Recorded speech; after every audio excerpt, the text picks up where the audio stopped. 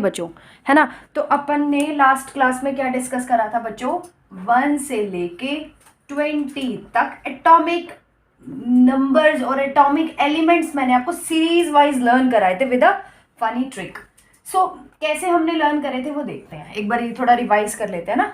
सो देखो, हाय हाय लैला बेगम बड़ी चालाक निकली, आगे क्या था, वेरी गुड, और फिर नया नमूना मंगवाया अली शाहजहां ने।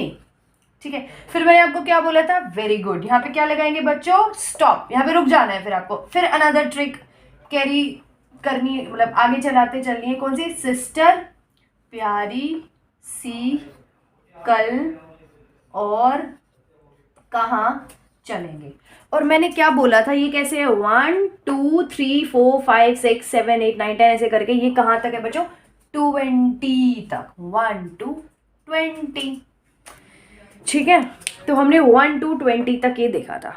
ठीक है, अब देखो, अब इनके name, hydrogen helium lithium beryllium boron carbon nitrogen, oxygen fluorine neon sodium magnesium aluminium silicon phosphorus sulphur chlorine argon potassium and calcium. अब 20 तक हैं ये आपके। चलो हम ना 10 और लर्न कर लेते हैं। ठीक है, हम 30 तक लर्न करते हैं, आज इस 20 को 30 बनाएंगे। ठीक है, तो we learn this from 1 to 30 today, थोड़ा सा एक्स्ट्रा हो जाएगा। ठीक है, तो देखो कैल्शियम के बाद आता है, कैसे याद रखोगे, शक्ति व कर्मन फीकोनी कुंजन। कैसे, शक्ति व कर्मन फीकोनी कुंजन। तो सक इज दिस, ती व कर मन फी को नी कु एंड देन जन। कैसे लर्न करना है दोबारा बता देती हूँ एक बार, ये तो आपको बिल्कुल पता है, ये सारी यहाँ तक तो सभी को ऑलमोस्ट इनके नाम पता होते हैं सभी बच्चों को। इनके एक बार मैं आपको बता देती हूँ। तो S is scandium, Ti is titanium, V for vanadium। ठीक है, Cr from chromium, then manganese, then iron, ferrous मत लिख देना, दिस इज आयरन। ठीक है, तो this is iron, then CO not copper, it is cobalt, nickel, this is copper. देखो बच्चे, ये कॉपर है, ये CO है, ये छोटा O है। अगर आप इसको ऐसे कर लोगे तो ये मॉलिक्यूल है और ये एलिमेंट है। दिस इज कार्बन मोनोऑक्साइड का मॉलिक्यूल और ये क्या है, कोबाल्ट है। ये चीज ध्यान रखना। ठीक है, तो Cu is your copper and Zn is zinc. तो CO एक आपको ये नोट करना है कि इससे कंफ्यूज मत कर जाना प्लीज। दिस इज कोबाल्ट, ये होता है कोबाल्ट, ये छोटा सा वो आता है। ठीक है, and this is your carbon monoxide, this is a molecule and this is an element. मैं लिख देती हूँ यहाँ पे, ये क्या है, एलिमेंट, एंड ये क्या है, कंपाउंड। किस एलिमेंट से मिलके बना है कंपाउंड, बताना जरा। Very good, this compound is made up of carbon and oxygen, ये हमें पता है सबको। ठीक है, और ये कोबाल्ट है और ये क्या है, carbon monoxide, and this is copper. ठीक है, तो ऐसे ही सिंबल लास्ट क्लास में मैंने आपको बताया था, सिंबल ऐसे ही लर्न करने हैं आपको, कोई अपने मन से मत बना देना कुछ भी। ठीक है, तो this is chromium manganese iron cobalt nickel copper zinc. तो दिस इज इट, 30 तक हो गया अब ये। तो देखो ये क्या है, कैसे याद करोगे, यहाँ स्टॉप, पहला स्टॉप लगाना है अली शाहजहां ने, यहाँ तक फर्स्ट स्टॉप। इसके बाद सिस्टर प्यारी सी कलोर, कहाँ चलेंगे, यहाँ स्टॉप। अब इसके बाद स्कैंडियम से जिंक तक बिल्कुल एक सीरीज चलने वाली है। क्या होगा, शक्ति व कर्मन, शक्ति व कर्मन फीकोनी कुंजन, शक्तिमान जैसे होता है ना उस टाइप में याद रख लेना, शक्ति व कर्मन फीकोनी कूजन, शक्ति व कर्मन फीकोनी कूजन। और कैसे लर्न करना है, 1 2 3 4 5 6 7 ऐसे काउंटिंग चलती रहती है, ऐसे 2 फिर 3 ऐसे करते करते करते करते करते करते ये जिंक का नंबर होता है 30।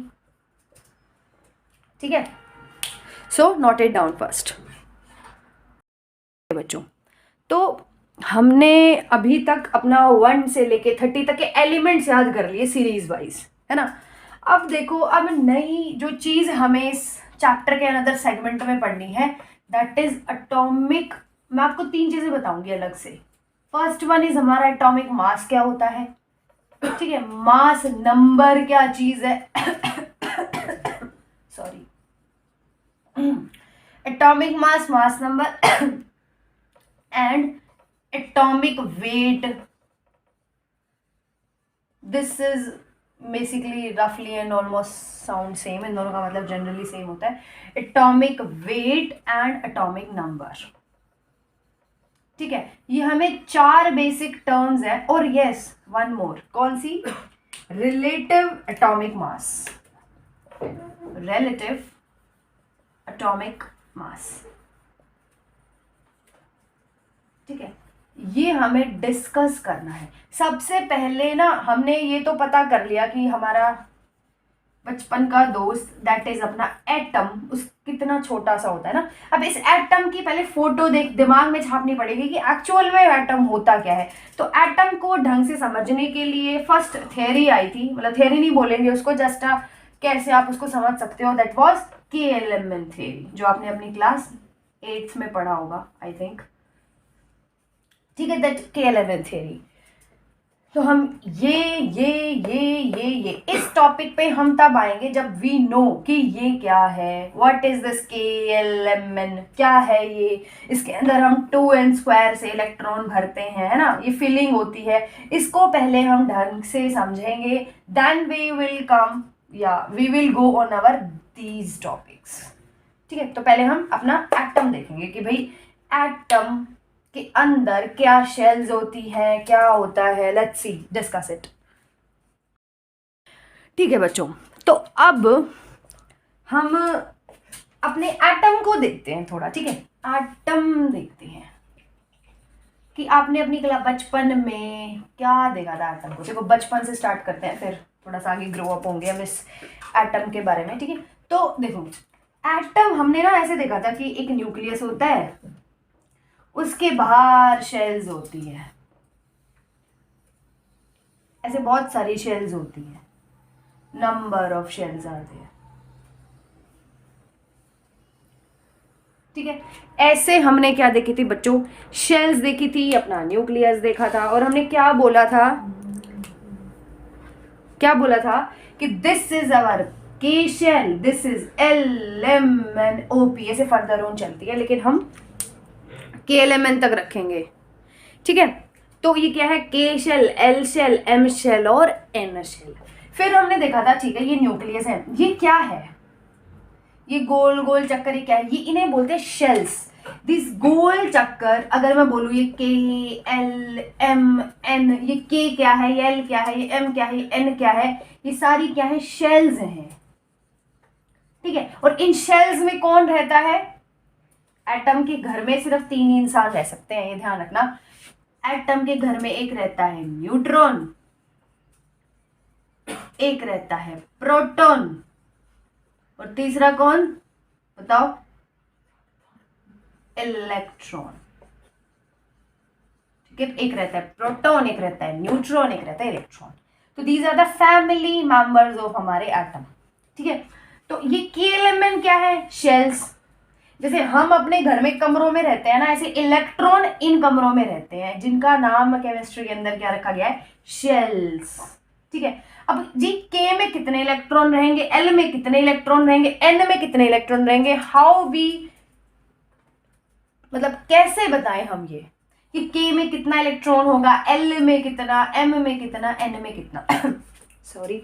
तो देखो कैसे करते हैं, देखो 2n² फॉर्मूला लगता है हमारा किसी भी पर्टिकुलर शेल में इलेक्ट्रॉन निकालने के लिए। आप 2n² वाला फॉर्मूला लगाओगे, ठीक है।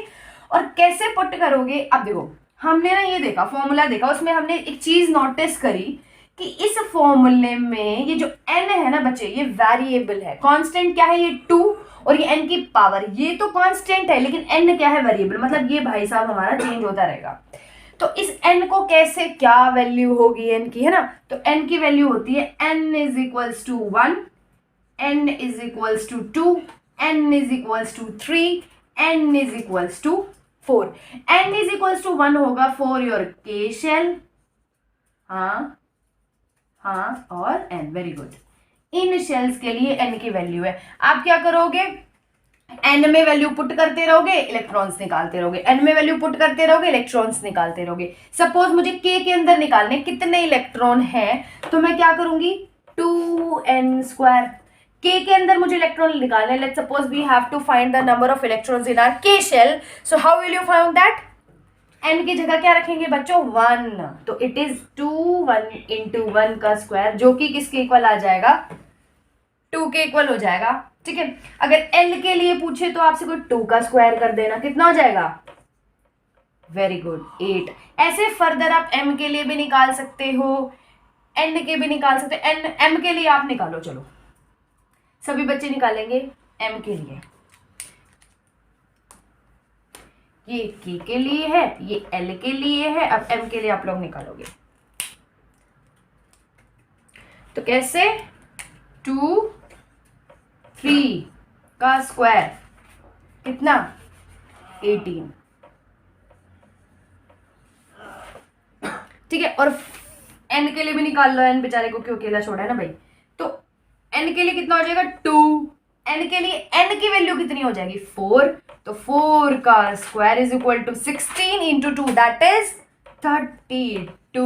तो k के घर, मतलब देखो अब हमने क्या करा, इफ एटम इज, ऐसे समझो कि अगर आपका एटम घर है, ठीक है, एटम क्या है, आप लोगों का घर है, तो घर में हमने फिक्स कर दिया कि k वाले कमरे में 2 लोग रहेंगे, l वाले कमरे में 8 लोग रहेंगे, m वाले कमरे में 18 पर्सन्स रहेंगे, और n वाले कमरे में हम 32 लोगों को ही रखेंगे सिर्फ।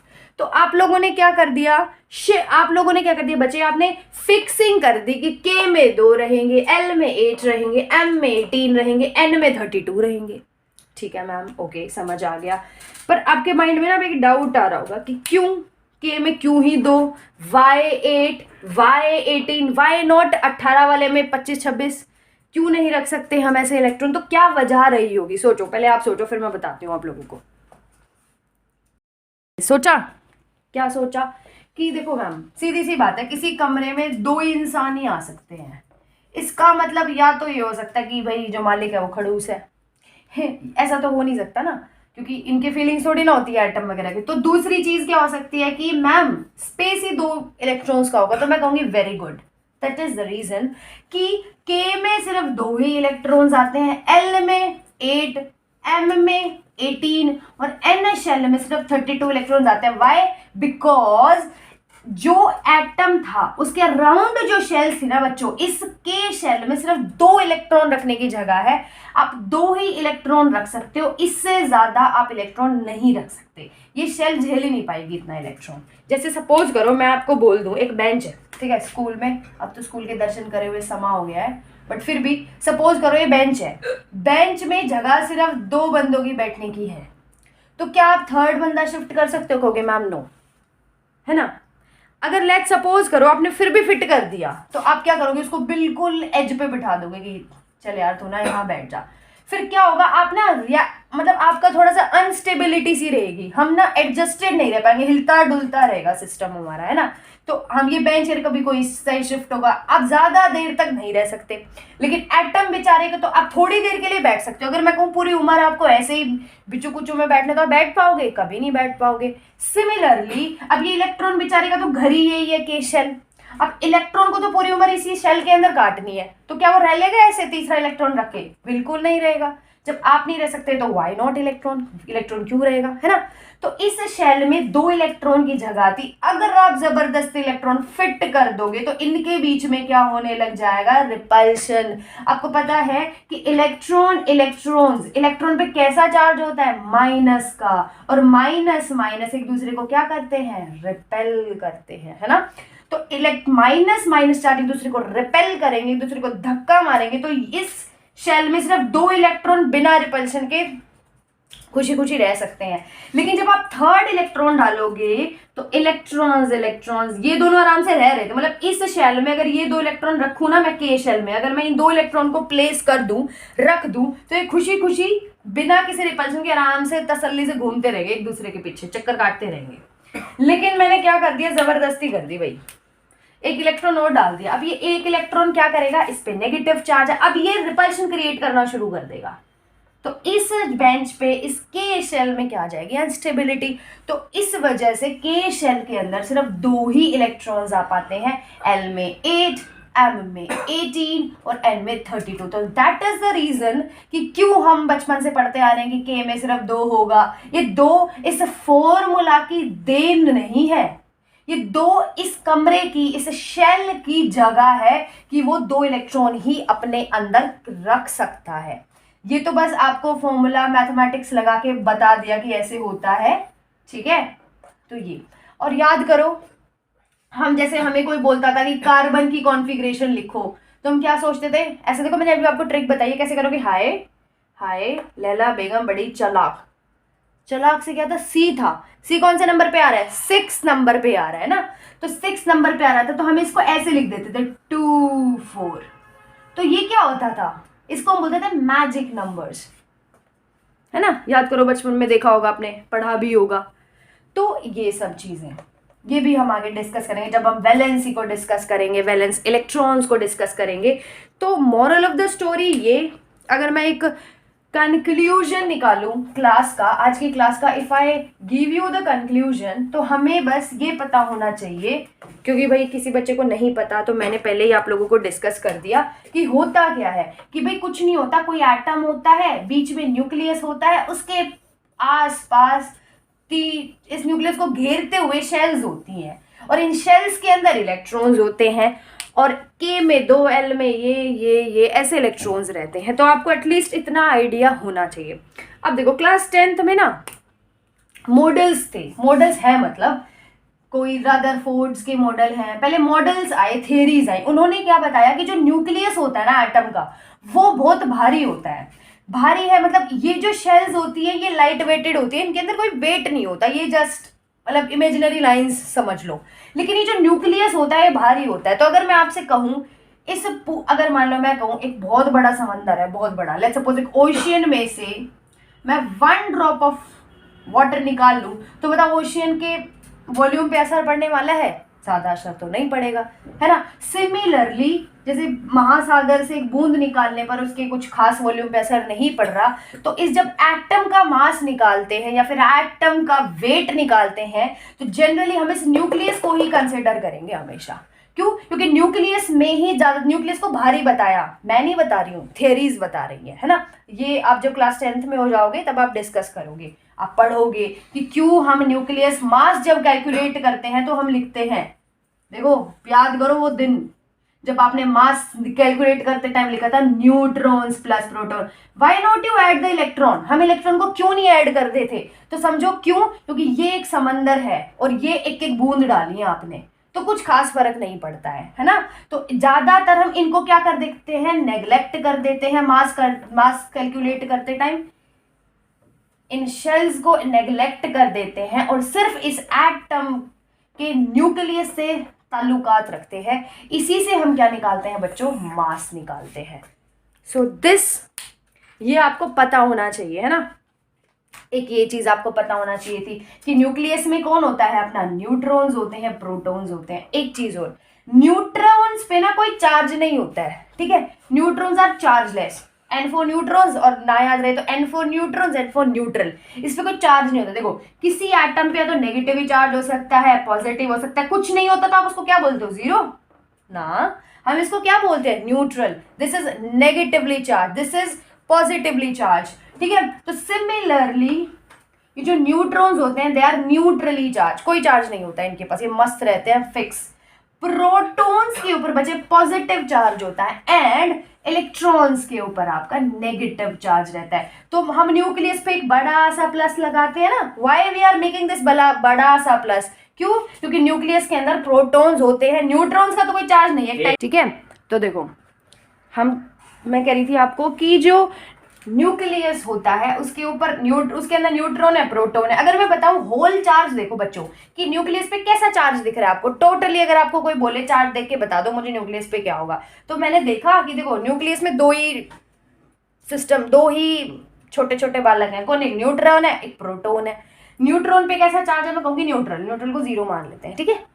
प्रोटॉन पे कैसा चार्ज है? पॉजिटिव, तो इसको कैसे करोगे? पॉजिटिव, तो होल टोटल चार्ज कैसा आ रहा है? पॉजिटिव। तो इसकी वजह से न्यूक्लियस पे कैसा चार्ज होता है? पॉजिटिव चार्ज, बिकॉज 0 का तो कोई कुछ नहीं होता। यहाँ पे क्या है? प्रोटॉन कितना? पॉजिटिव, तो न्यूक्लियस पे चार्ज कैसा आया? पॉजिटिव, ठीक है। तो आज की क्लास से आपको क्या समझना था? KLMN समझने थे, क्यू शेल्स में इतने ही इलेक्ट्रॉन्स आ पाते हैं ये समझना था, और आपको ये पता होना चाहिए कि न्यूक्लियस ही मास क्यों होता है। मैंने बताया ना कि ये एक ओशियन है और ये शेल्स जस्ट लाइक लगा लो एक एक बूंद पानी की, तो एक एक बूंद से कुछ मतलब ओशियन पे इतना खास असर नहीं पड़ता है ना। तो सेम रीजन कंसेप्ट इधर होता है, न्यूक्लियस पे ही सारा मास कंसेंट्रेटेड होता है एक पर्टिकुलर एटम का, तो आपको सिर्फ इसका ही मास कंसिडर करना होता है, शेल्स का हम नेग्लेक्ट कर देते हैं, ठीक है बच्चों। तो मास निकालते टाइम हम सिर्फ न्यूट्रॉन प्रोटॉन का करते हैं। तो अभी तक आपको इतना पता होना चाहिए था। In our next segment, in our next class, we will discuss atomic mass, mass number, relative atomic mass, atomic weight and your atomic number, isn't it? So meet you in the next class. तभी तक आप लोग इस video को अच्छे से मतलब सारा नोट्स अपने रिवाइज करके आएंगे, ठीक है बच्चों।